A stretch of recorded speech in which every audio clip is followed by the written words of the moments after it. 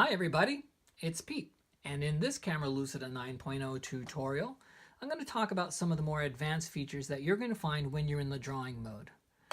So the first thing that may not be obvious, although it's displayed on the screen when you first begin, I don't always show the instructions after you've used the app for a few times, is the fact that you can use a two-finger tap anywhere on the screen to adjust the exposure of the camera. If you have a dark surface, two fingers will change the camera's exposure for that dark surface. There's a dark thing down there.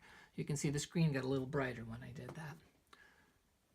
Now another thing that you can do is you can hit this focus button in the upper right hand corner. That will focus on the drawing surface and it'll lock the focus so that the focus won't change as your hand moves up and down. You don't want it focusing on your hand, you always want it focusing on the board, and it'll do that.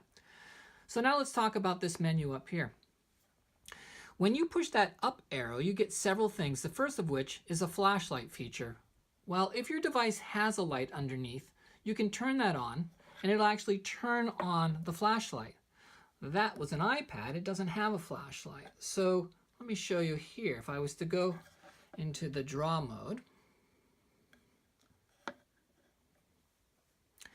and bring on the flashlight, boom, now you can see it's turning it off. You also get a quick button over there for turning it off.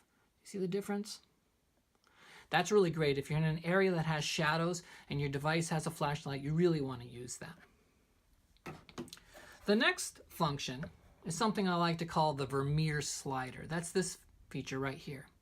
Remember, at any time, just tapping anywhere on the screen is going to make that menu go away. And again, a single tap will make your user interface disappear, and a single tap will make it come back. This vertical slider, I call the Vermeer Slider because it's very much like the function that you saw in the video Tim's Vermeer. And if you haven't seen Tim's Vermeer, you ought to see it. That enables you to be able to sort of know if the shading that you're drawing for an area, let's say I'm doing this, is exactly the same as what it should be by sliding it back and forth. That's a pretty powerful feature, particularly if you're using colors and you want to match the colors. Let's turn that off.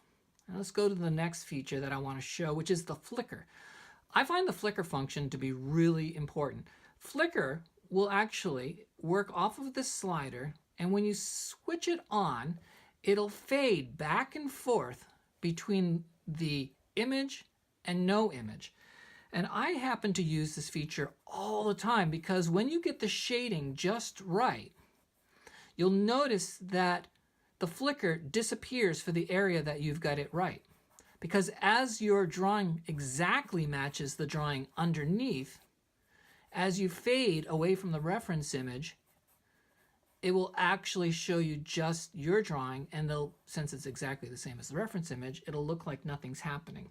You can change the frequency of the flicker to be really fast or really slow depending upon how you like it, and it works off of the current transparency that you're using.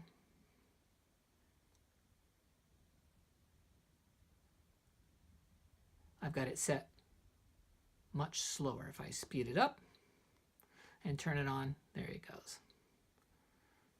like that. Down below, you've got some new features for sharing your work. So let's say that I'm really happy with my drawing. I can always hit this button right here. It'll create a screen snapshot of what's down below, and it'll allow you to post it either to your social media sites. You can save your image. You can do whatever that you want with it, mail it to yourself, save it on your camera roll, post it to Facebook, Twitter, whatever applications you have loaded, you'll be able to share that with. And at any time, you can always tap on the image that is down there and bring up that menu again. Okay, I think what we'll do is create one more video about time-lapse recording, as it's a fairly large subject. So stay tuned for that one next.